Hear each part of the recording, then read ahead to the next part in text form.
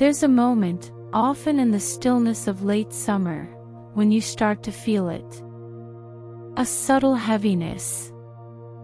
A quiet tension. Not loud or sharp, but persistent, like a whisper you can't quite make out. You feel the sun pouring down in golden rivers, the world in bloom, people basking in joy and momentum, manifesting with ease, and yet something in you hesitates. You try to welcome abundance, to open yourself, to receive. But there's a block. Not one born of laziness or lack of effort. Not even a wound you can easily name. No, this block is ancient. It is sacred. And it belongs not just to your personal history, but to a collective frequency still healing through you. If you found yourself here, hearing these words, I want to gently affirm something. This resistance you're feeling to summer's natural flow of abundance is not a failure. It's not because you're broken or behind or doing it all wrong. It's because something deeper is ready to be seen, honored, and released. You are not blocked by accident. You are being prepared, transformed in a chamber of divine feminine truth. So let us walk into the heart of this together. Let me show you 5 unexpected reasons your summer abundance may feel constricted, even when your heart is wide open. Let me speak, not just to your mind, but to the sacred knowing that lives in your womb, your belly, your throat, your soul. Because sometimes the key to receiving is remembering what you've been holding. Number 1. You're still energetically in winter, even in July. Abundance isn't just about opportunity, it's about readiness. And readiness is not always visible from the outside. You may look around and see others in full bloom, launching projects, falling in love, embodying their radiance with ease. And in contrast, you may feel like you're moving through honey, slow, thick, uncertain. It's confusing, even frustrating. After all, it's summer. Shouldn't you be shining too? But the divine feminine doesn't conform to external expectations. She moves in cycles, spirals, sacred timings that often defy logic. While nature outside may be bursting with color, the nature within you may be in a quieter, colder phase. A spiritual winter. A soul-deep thawing that takes longer than your mind wants to admit. You've likely just come through something, maybe not an obvious storm, but a deep internal shift. Perhaps you released an old belief that once defined you. Maybe you let go of a connection that once anchored you. Or maybe you finally saw a truth you couldn't unsee, and everything inside had to rearrange. These are not small events. They may not come with fanfare or visible endings, but they leave a residue. And your body, being wise, asks for stillness to process them. But here's the catch: we've been conditioned to ignore our winters. To override grief with productivity. To label rest as laziness. To force growth when we're still bleeding from the last harvest. And so, even when your body whispers wait, the world shouts go. You try to manifest, create, magnetize.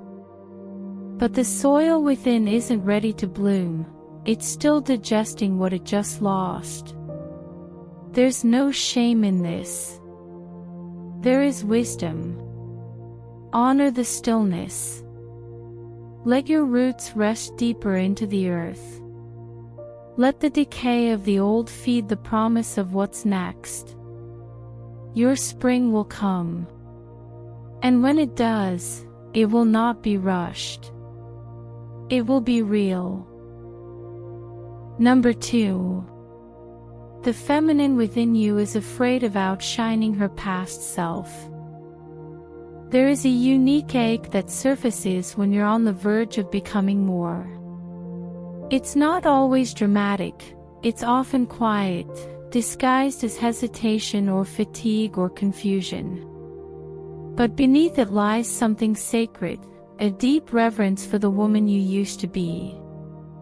You see, when you're stepping into a higher timeline, into more abundance, more visibility, more joy, you're not just leaping forward. You're also leaving behind a version of yourself who carried you through the dark. And whether you realize it or not, part of you grieves that. She was the one who held your heart when no one else could. Who sat in silence through the chaos. Who learned how to survive with grace when there was nothing left to hold on to. She is your past self, but more than that, she is your foundation.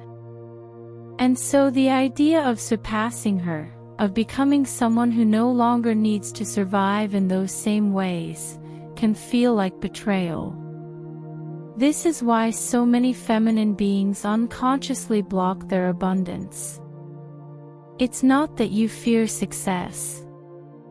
It's that you fear abandoning the sacred identity of the woman who endured. That if you fully receive now, you'll forget her. But she doesn't want to be forgotten. She wants to be honored, integrated, carried forward as the root of your blossoming. Abundance is not about becoming someone new, it's about becoming more of who you've always been. When you rise, you don't erase your past. You bring it with you in reverence. You make space for the version of you who never had a voice. And when you allow her to sit beside you at the table of abundance, she transforms. She becomes your wisdom, your power, your testimony. You are not outgrowing her. You are crowning her. Number 3. Your womb remembers a time when receiving was dangerous. Some blocks live not in the mind, but in the body. And for many feminine beings, one of the deepest and most invisible is the imprint of fear around receiving. Not just fear of disappointment, but fear of danger. Of what might happen if you allow yourself to open fully, to be seen, to hold power, beauty, or wealth without apology. You may have never consciously connected the dots, but your womb holds the echo. The echo of lives, your own and your ancestors, when feminine energy was punished for its radiance. When visibility meant vulnerability. When softness was exploited. When spiritual power was condemned. When receiving admiration or affection or abundance led to betrayal, exploitation, or even death. The womb is more than a biological organ. It is an energetic archive. And it remembers. So while your conscious mind may be calling in wealth, love, or recognition, your womb might be whispering, if we open, we won't survive this. And in that dissonance, your system does what it was built to do. It protects you. It creates blocks, distractions, delays. Not out of malice, but out of love. Out of loyalty to an ancient, unspoken vow of safety. But beloved, this is not that time. You are not in danger here. Your power is not a threat. Your receiving does not compromise your sovereignty. You are not being hunted. You are being honored. The first step to healing this block is simply to listen. To acknowledge the fear as valid, even if outdated. And then, gently, to begin rewriting the narrative. Speak to your body. Touch your womb with reverence. Affirm, I can receive and still be safe. I can be magnetic and still be protected. I can be open and still be held in love. This remembrance changes everything. It is the return of trust. The soft opening of a gate that has been locked for lifetimes. Number 4. You're carrying abundance guilt for others still in lack. There's a quiet, almost invisible contract many divine feminine beings hold. If others are still suffering, I must not rise too high. It's not something you consciously agree to, but something you feel deep in your bones, especially if you're someone who has walked through darkness yourself. You know what lack feels like. You remember the hunger, the longing, the uncertainty.